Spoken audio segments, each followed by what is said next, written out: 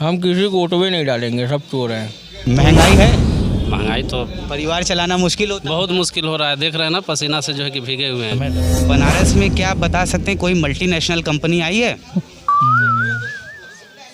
इस time 5 kilo अनाज ज़्यादा बड़ा मुद्दा है या 30 लाख नौकरियां देना? नौकरी देना। साथियों, मैं हूं अनुराग सिंह और आप देख रहे हैं जनता रॉक्स का विशेष कार्यक्रम जनता के मन की बात। आज हम मौजूद हैं प्रधानमंत्री मोदी के संसदीय क्षेत्र में बनारस में, और आज बनारस के 80 घाट पे हम जनता के बीच में मौजूद हैं उनके मन की बात जानने के लिए कि आगामी 2024 लोकसभा चुनाव में वो किन मुद्दों को ध्यान में रखते हुए वोट करेंगे।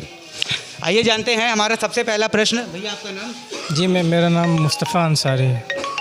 आप बनारस के ही रहने? यस मैम, मैं बनारस से हूँ। मैं एक टीचर हूँ।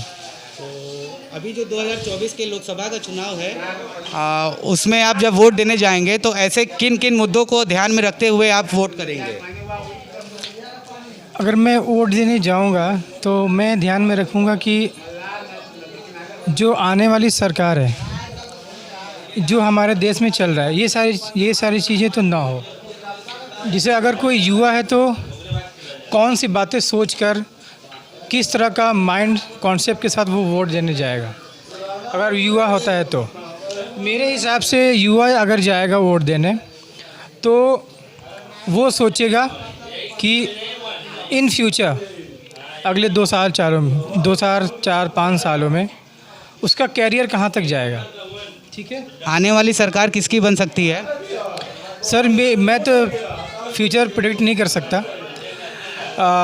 जिसकी भी सरकार हो, ये जो इंडिया है, इंडिया के लोगों के हित में हो, उनका पॉजिटिव जो फ्यूचर है उनका पॉजिटिव हो।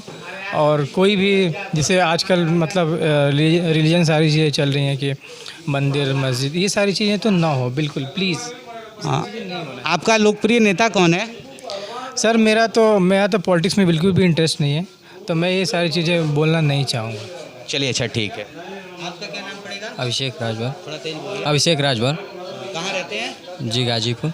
गाजीपुर। क्या करते हैं? पढ़ते हैं अभी। अच्छा, तो ये बताइए वोट देते हैं कि नहीं अभी आप? अभी नहीं, अभी तो उम्र नहीं पूरा है, अभी 17 साल हो रही है। 17 साल है।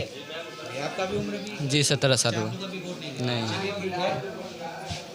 आगे चलिए, आगे इधर आते देखते हैं। दादा, भैया माजी लोग जाते हैं। भैया आपका नाम क्या पड़ेगा? गोपाल निषाद।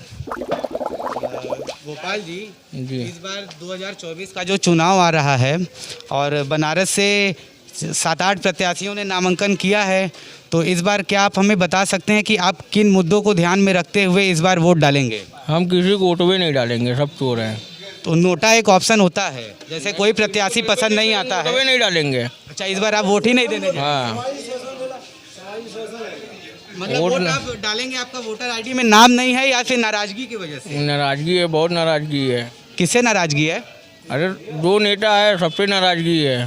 तो देखिए, हम लोग एक नेता से नहीं, सब नेता से नाराजगी है। हम लोगों का चैनल है जनता के मन की बात को सुनना और उसको उनके संबंधित नेताओं तक पहुंचाना। तो आप कृपया खुल के बताइए अपनी परेशानी, नाम मत लीजिएगा। नहीं, नाम लेने में क्या दिक्कत है? सबसे परेशानी है, जितने नेता हैं कांग्रेस के हो गए और आपके साइकिल वाले हो गए, हाथी वाले हो गए और कमल वाले हो गए, सबसे नाराज़गी है।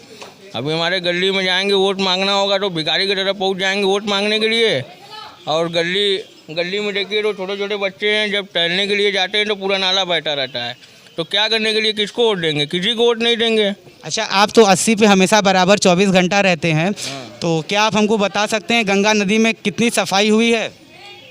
सफाई तो लमसम थोड़ा मोड़ा हुआ है, लेकिन ज़्यादा नहीं हुआ है। विपक्ष ऐसा आरोप लगाता है कि गंगा में गंदगी छोड़ा जाता है और कोई सफाई यहाँ नहीं हुई। पहले जो था, देखिए किसी के बारे में बुराई हम नहीं करते हैं, पहले गंगा जी में डेड बॉडी बहती थी, अब नहीं बहती है।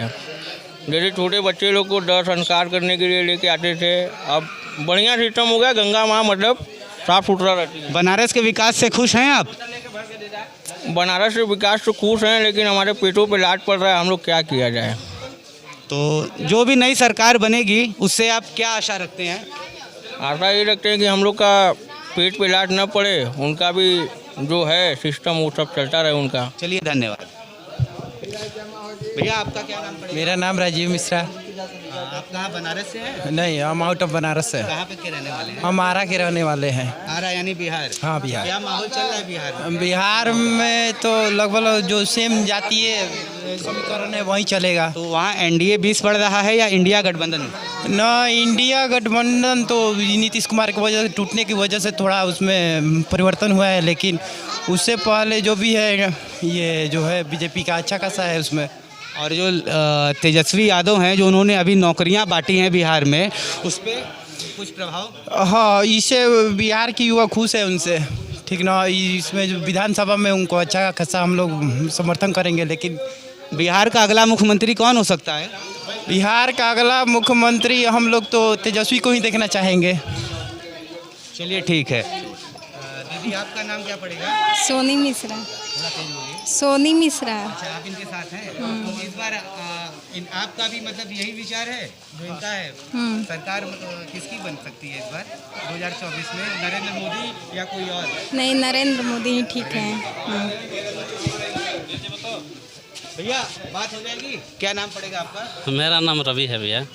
बनारस से या बाहर? नहीं, गाजीपुर के रहने अच्छा, वाला। गाजीपुर से हैं? जी जी। तो गाजीपुर में इस बार पारसनाथ राय आगे चलेंगे या अफजाल अंसारी?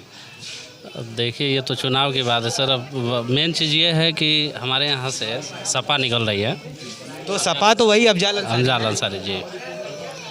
जैसे इस बार योगी सरकार कहती है कि माफियाओं का अंत हो गया, तो आपको क्या लगता है इस बात पे? देखिए, माफियाओं का वो अंत करते रहें, लेकिन हमको रोज़गार चाहिए।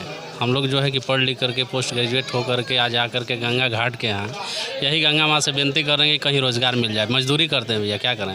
अच्छा, ये बताइए आपके लिए 5 किलो राशन सबसे मुख्य मुद्दा है या 30 लाख नौकरियाँ?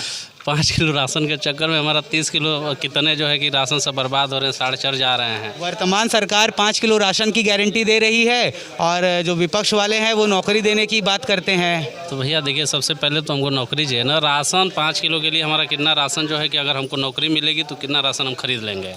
तो राशन मायने नहीं रखता है। और इस बार जो है कि खुल के एकदम सपा का महंगाई है, महंगाई तो परिवार चलाना मुश्किल होता है। बहुत मुश्किल हो रहा है। देख रहे हैं ना, पसीना से जो है कि भीगे हुए हैं एकदम। चलिए ठीक है। दीदी आपका भी विचार? नहीं।